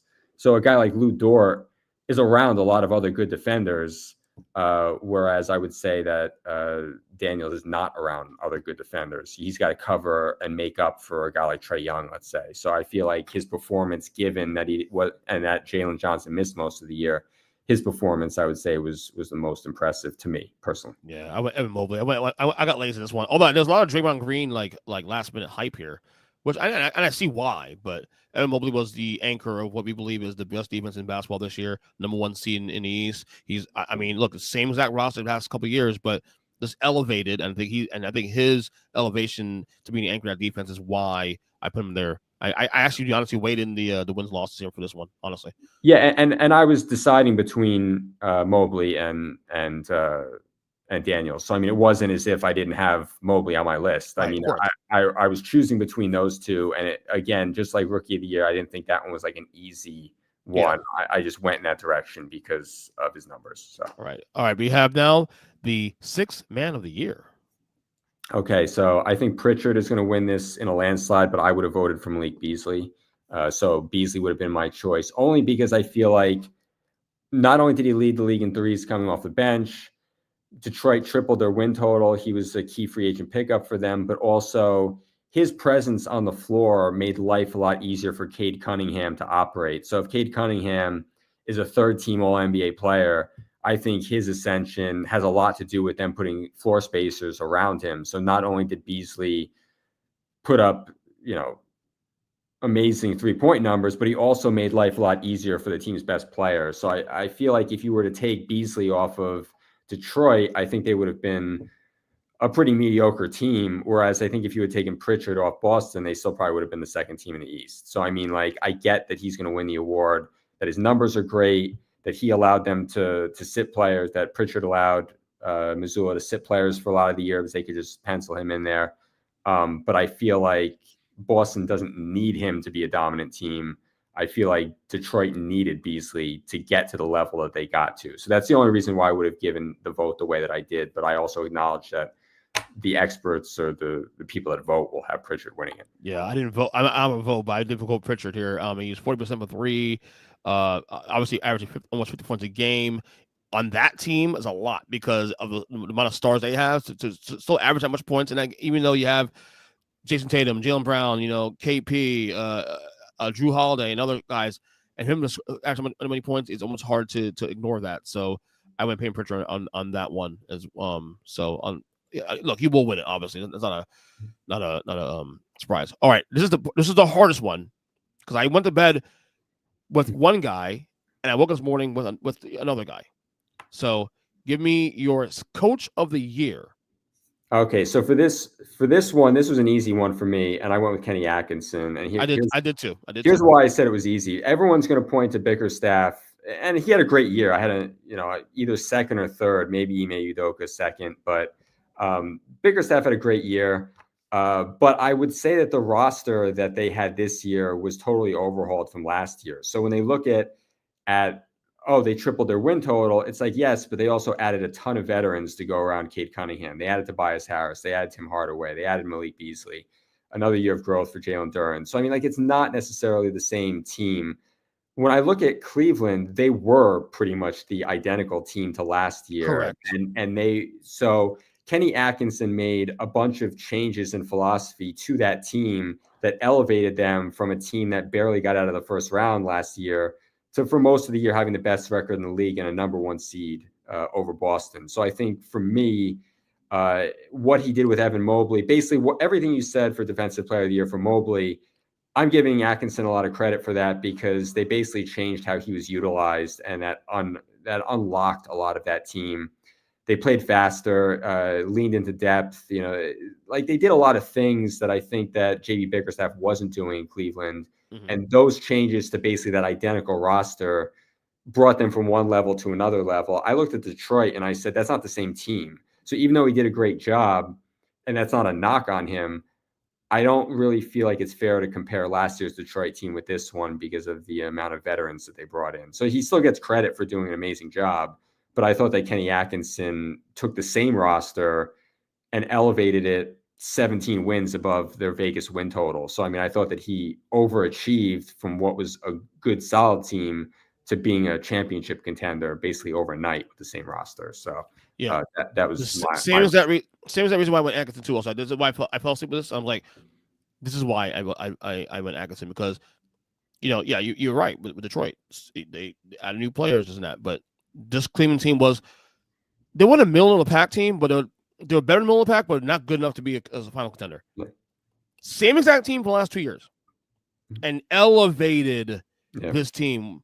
That was the only change was coach. Went from a max 51-win team to a mid-60s team, that no one had that coming on their bingo card at all. So to me, when you have those dynamics, and number two was Ime for me. Yeah, and me too. Right. No one, and I think a lot of people also says Houston is a 2 seed. No one is, and nobody is talking about that. Yeah. They're a 2 seed. Okay, but at the end of the day, Houston, kind of already.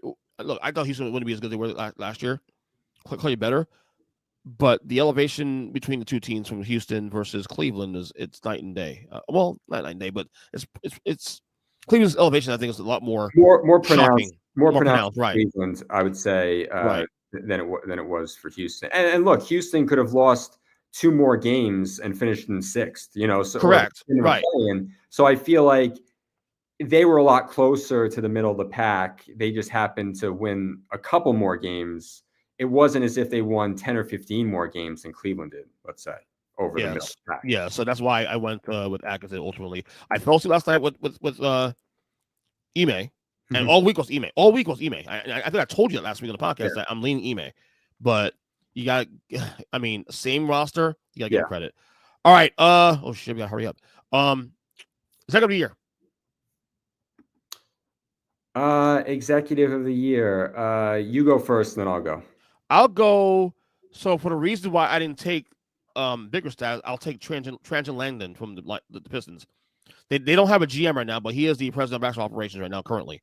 Again, he's the guy architect that added more veterans around Cade Cunningham and company, and they elevated. So while I won't give Bickerstaff the credit for the coach of the year for that, I will give Langdon the credit for adding the pieces, the groceries to ultimately have this Pistons team in the playoffs. So I went Langdon for the next second of the year.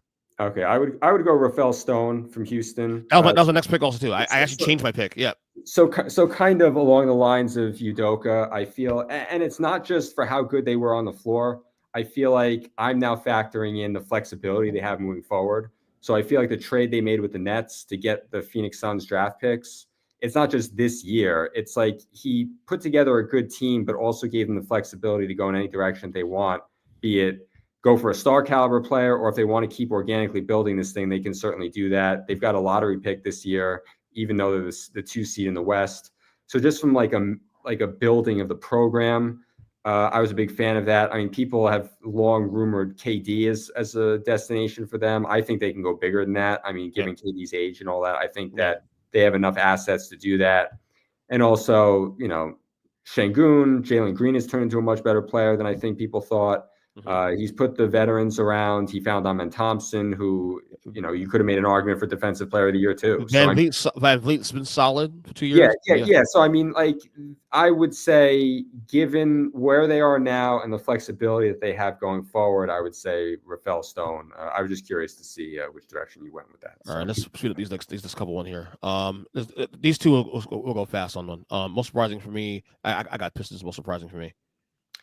Most surprising, where is that on my list? I mean, again, I had Dyson Daniels on my list. Okay. Just because you went individual, in other words. Yeah, I went individual. I mean, you could do a number of teams. And I told you the other day in text, I'm like, most disappointing, we'd be spoiled for choice. But I looked at it and I'm like, taking the trade in addition to the player, they get 2 first-round picks and the better player in the deal, and you get a guy who is probably a building block going forward. When you talk about most improved player, people are going to say Cade Cunningham, but he was a number 1 pick. I think that there was an expectation that he was going to be a star caliber player. I don't think people saw this from Daniels, who basically couldn't get off the bench and this isn't necessarily a vote for most improved player, but just saying that based on expectations to a guy who's going to be first team all defense, plus you're getting the first round picks. I think that what Atlanta did in the offseason, again, they turned out to not be a great team necessarily. But I think going forward, they've positioned themselves well to maybe in 2 years being a contending caliber team. All right. Most disappointing for me is the Pelicans. What you got in disappointing? Paul George was the most disappointing player for me. That's a great one. That's a great one. By a mile, so it's I had to think a little bit about and get creative with most surprising or best story. But for me, it was just watching him play. I'm like, here's a guy who who got a max contract basically and just like totally checked out. And to me, that's disappointing to see, like a guy whose like legacy is on the line. Like he could be like he's probably a Hall of Fame caliber player, like show a little pride. So, I mean, like that kind of bothered me a little bit. And it was emblematic of just the disastrous season for Philadelphia. I almost put Wemby's injury as disappointing because and it's not his fault. Yeah. But just because I want to see that through, man, because that kid is just incredible. All right, most improved player. I don't judge me. I went Cade. Okay. Cade Cunningham. That's why I went with that one. What'd you got? Yeah, no, I mean, like I think he's going to win the award. So I'm not saying that you're wrong by any stretch. Like I think he's going to win the award. I just looked at it and I'm like, everybody thought he was going to be a star when he drafted him number 1 overall. So I mean, I feel like he's just following the logical ascension of that. I went with Zubats from the Clippers. So I like that one. That's a good one. I went a little like, off the reservation with that one, just because I look at it and I'm like, Kawhi still missed a lot of the year, and people didn't think that they were going to be where they were. So you give Harden a lot of credit for that, and Powell was hurt for a lot of the year too. So I mean, he had good numbers, but he was hurt a lot. So Zubats was the constant, Harden was the constant. I think you have to give them both a lot of credit. And I've seen lists that have Zubats as like on the second team defensive player of the year list. So the fact that his defense was that good, he had a good 2-man game with Harden. He was basically a throwaway trade from the Lakers a number of years ago, and he's developed into a player that you look at and like. You made the great point last week that like the Clippers are a dangerous team. And I think that he plays a big role in that. And I wouldn't have seen that coming. And based on where he came from, I feel like he was more of a long shot to get to that point, even though I think Cade will win it. I was like, if I had a vote, I would have voted for Zubats. Right. All right. And finally, the big one, MVP. I think you and I are in the same boat here. Not a Yaka Jokic, but I think SGA, I think the win-losses do matter. And the fact that, okay, again, this team is 2 wins from winning 70. No one's talking about that. Yeah. Okay? 70.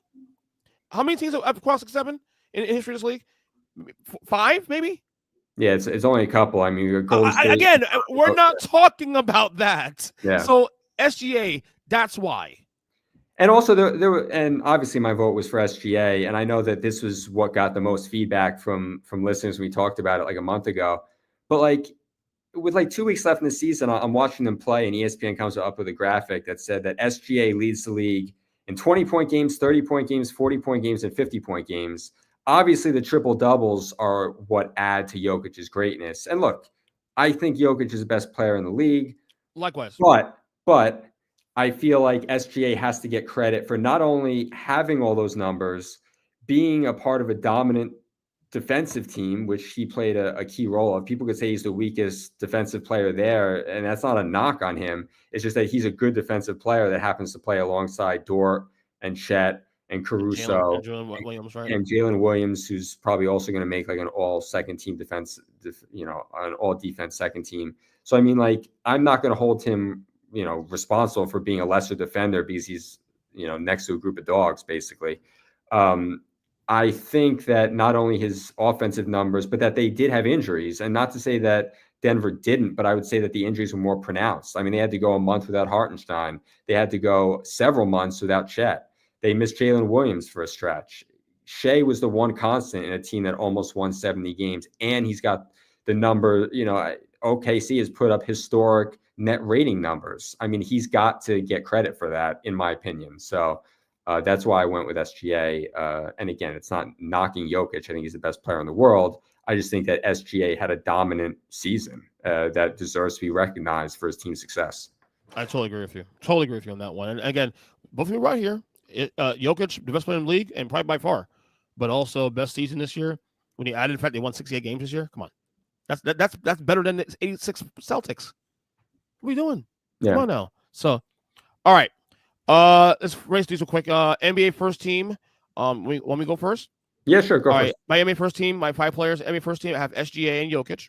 Easy 1 and 2. Giannis, Jason Tatum, and Donovan Mitchell. This is the Mitchell one was the one I was kind of like iffy on, but I went Mitchell ultimately because I got win losses do matter. So I'm reading off my list, and you just checked all of them. That was my exact top 5. I thought that we'd have a difference with Mitchell, and I was going to say the reason why I put Mitchell first team was because I feel like he sacrificed this year, so his numbers might not have been as great as some other players, but he sacrificed for the good of the team and putting together a 60+ win team. He wasn't always there, Greg. I actually had LeBron there for a little while. Oh, okay. Yeah, what do I have? I have LeBron on my second team, but I do too.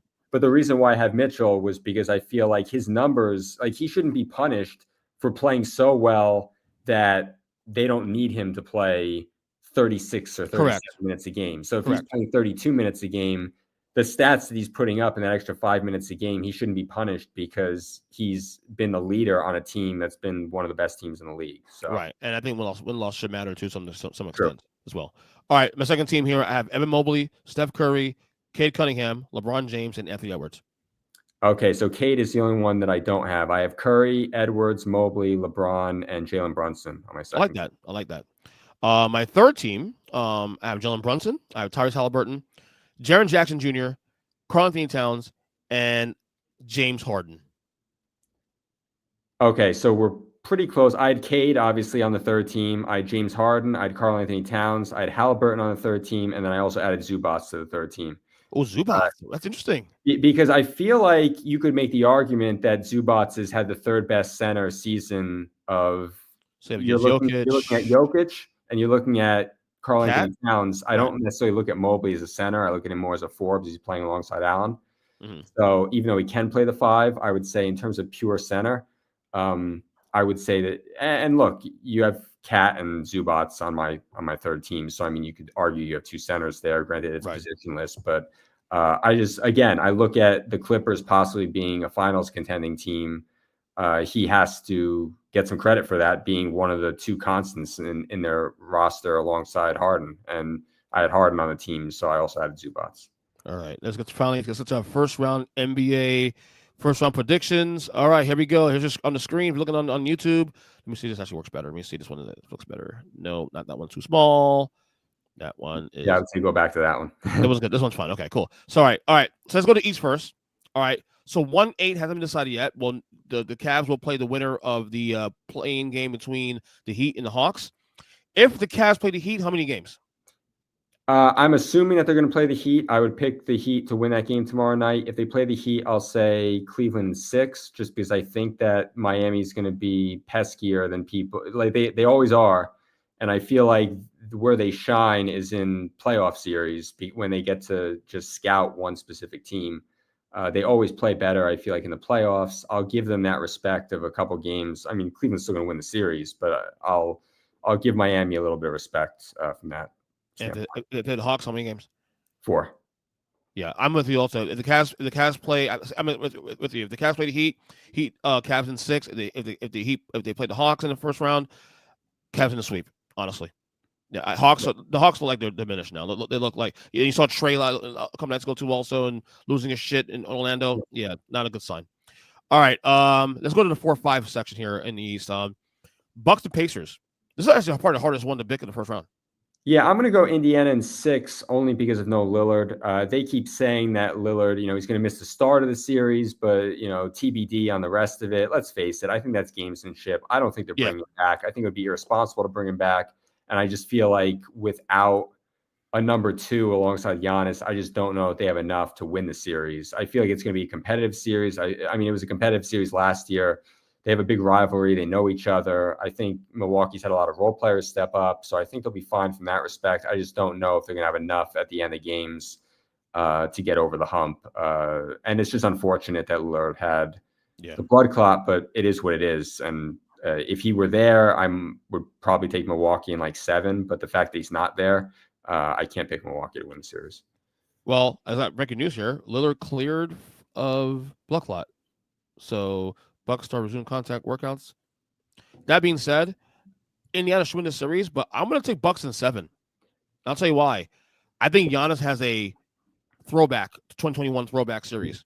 I don't trust Indiana, dude. That's what it comes down to. Indiana's too wonky. They're way too up and down for my taste. So that's why I'm going to go.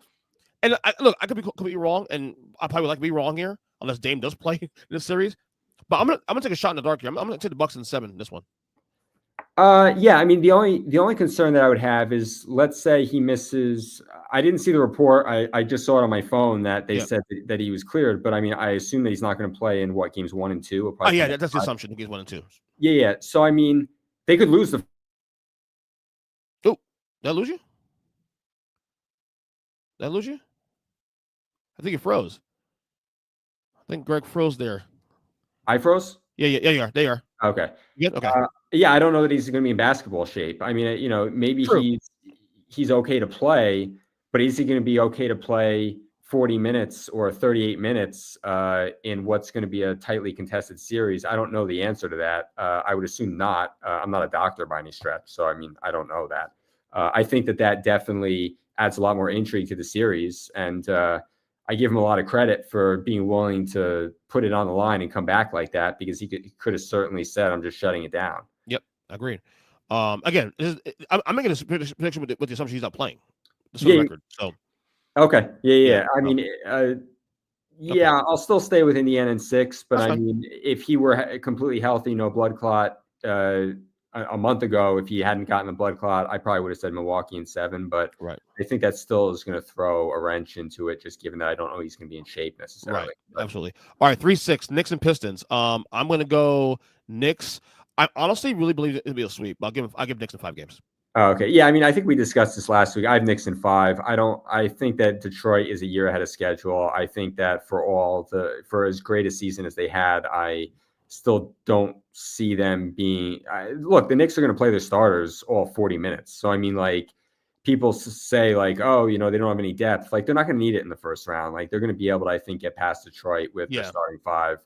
Where the Knicks are going to run into troubles when they play Boston in the next round, but that's for another podcast. So not only that, the schedule in the first round actually works out well for the Knicks to play their starters, because they'll have 2 or 3 days off between games. So exactly, I think, I honestly, I'm leaning the sweep. You know what? Fuck it. I'm gonna say sweep, because you know what? Screw it. Stand on business here. All right.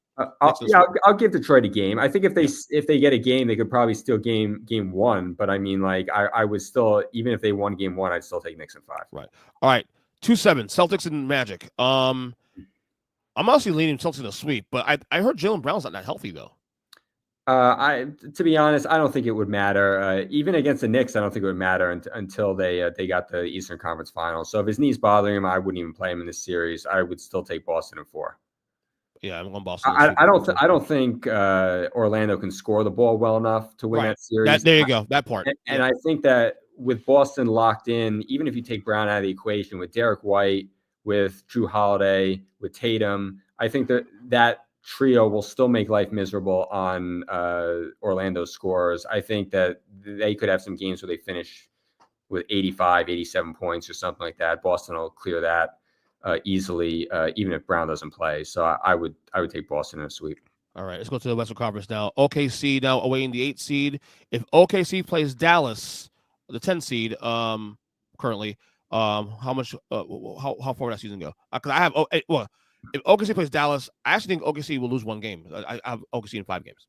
I'll take OKC in a sweep versus both of those teams, just because of the number of defenders they can throw at some of those guys. Like, maybe Memphis would be a little more competitive, but I feel like they could still stick Caruso, Jalen Williams, any number of guys on John Morant and just make it miserable. I almost did that. I do think they'll sweep Memphis, because Memphis is right now, the unrest in Memphis is really just bad right now, and of course John Morant, if he even gets through this whole tomorrow night rather, with the injury, I think Anthony Davis could get you 1 game. That's it. Yeah. So I mean, we're only quibbling about 1 game possibly. So. Pretty much, and that's a stretch.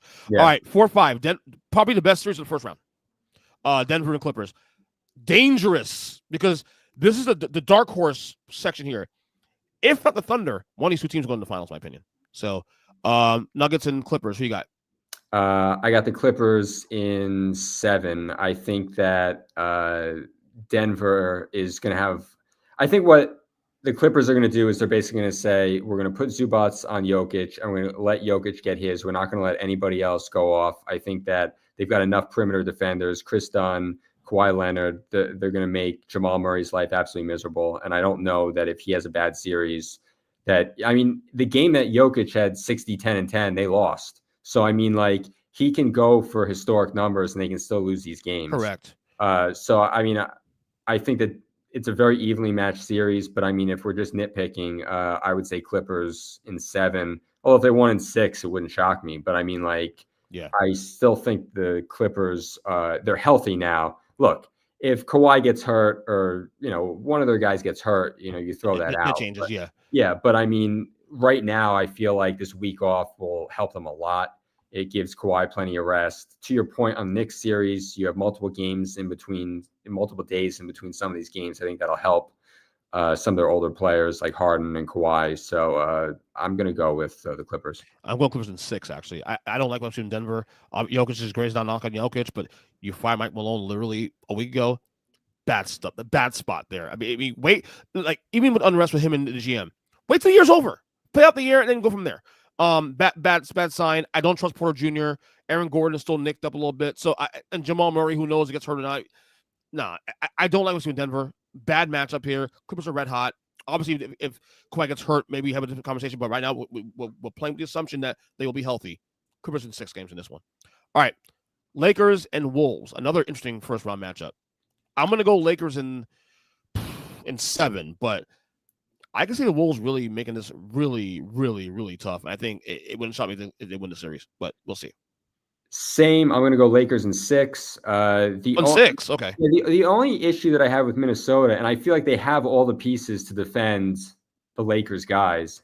The only issue I have is that based on the Lakers not really having like a true center, they're going to play like a really big wing lineup. So they're going to have size with their wings, which I think will make it difficult for Edwards and Julius Randle. And I think they're going to be able to play Gobert off the floor. So, like, I don't even think that he's going to be a factor in this series. There might even be I think you're going to have to go Nickeil Alexander-Walker. I think Conley and Gobert will get played off the floor. And the fact that 2 of their starters get played off the floor because of matchups is probably not a good sign right off the bat.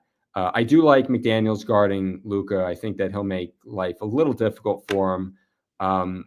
I just don't know that they'll have enough scoring outside of Anthony Edwards, and also the fact that you're losing 2 of your more valuable players. And, maybe Conley's not as valuable now, but the fact that Gobert basically gets nullified in this series just based on the Lakers not having a center, I think that's going to hurt them. And also, you're going to have a lot of pressure on Julius Randle. If Julius Randle has a big series, then all bets are off. You could see the Wolves stealing the series, but his history has not been a good one in the playoffs. So factoring in Randall, factoring in some of the matchups, I don't think that it's a good matchup necessarily for Minnesota, even though I do like the guys they can throw at Luka. Right, I'm with you. But yeah, Lakers win the series, but I think it'll go 7 games because I think Edwards will find a way to eke out 2 or 3 wins himself. All right, and finally, 2-7, what I call the sweet spot of the playoff of the bracket for the Warriors, especially now 2-6, because they'll avoid OKC and Denver / the Clippers to the conference finals. I got Warriors at 6 in this one. I got to see the Rockets are a good team. I got to see it do it in the playoffs. Playoff Jimmy, you already see him already starting up already. It's a thing. Right role in Golden State. Steph Curry, he's red hot still. The Warriors look like a team ready to go. Warriors in 6 in this one. What you got? This is the one that I struggled with the most. I'm going to go Rockets in 7 with the caveat that if the game is officiated very tightly, then I don't think the Rockets have a chance. I think if they let them be physical, I think that Golden State will have a lot of problems. The last time they played, Amen Thompson held Curry to 1 for 10 shooting overall, 1 for 8 from 3. He had 3 points, worst game of his career. I think Amen Thompson can guard him. I think he can make life difficult. I don't think Golden State's got a lot of outside shooting outside of Curry. Draymond Green's not a 3-point shooter. Podziemski's not a consistent 3-point shooter. Jimmy Butler's not a consistent 3-point shooter. So, I mean, I look, Houston doesn't have a lot of shooting either. So I feel like you're looking at a lot of low scoring, 97, 95 games. I look at this series almost like I looked at Nets Celtics back in 2022 when the Nets had the veteran team with Durant and Irving, and because of injuries, they fell to 7. And Ime Udoka, who was coaching the Celtics at that time, who's now coaching the Rockets, had a young upstart team in the Celtics. And a lot of people were picking the Nets in that series, and the Celtics won in a sweep. Now, I'm not saying that's going to happen, but I just think that they've got enough defense and physicality with Brooks and with Thompson, Jabari Smith, like they can throw guys at some of the Warriors to slow that down. And also, like, I wasn't like in love with what I saw from the Warriors the other night. I mean, you mentioned that Memphis has been in chaos. I mean, it's a 3-point game with 5 seconds left in a game that Golden State absolutely had to have because they didn't want to play Oklahoma City in the first round. So, I mean, in a must-win game, they were still neck and neck with a team that really looks like they shut it down a month ago. I think they beat one good Western Conference team in Houston. I'm talking about Memphis now. They beat one good Western Conference team since January 30th. So, I mean, like, they really had not beaten any good teams. They beat up on tanking teams the entire month of February, March, and April. So, I mean, Memphis had really struggled. And the fact that that game was even close. Now, all that said, you know, they have Curry, they have Jimmy Butler. Like, they are built for the playoffs. So, I mean, like, anything can happen. What I want to see is how the games are officiated. If the games are officiated really tightly, you'll probably see a couple of guys get ejected at some point for arguing with the refs for the Rockets. And then you could see a series where it's like Warriors in 5 or 6. But I mean, assuming that they're allowed to be physical, they're allowed to defend, I'm going to take their youth and athleticism in maybe like my upset projection. Yeah. All right. So that was it today. Playoff preview. The awards went longer than we were supposed to, but it's okay. Greg, follow him on Twitter at Gee Hrinya. That's GHRINYA NBA on Twitter. I'm of course on Twitter as well too at EJ Christian 7 Earnestly podcast called Any Podcast Catcher. I gotta pick up my kids from school now. Until the next podcast, enjoy playoff weekend. A lot going on. Like I said, WrestleMania. And we'll be back to you next week. Until the next one. Sounds good. See you next week. You got it, brother.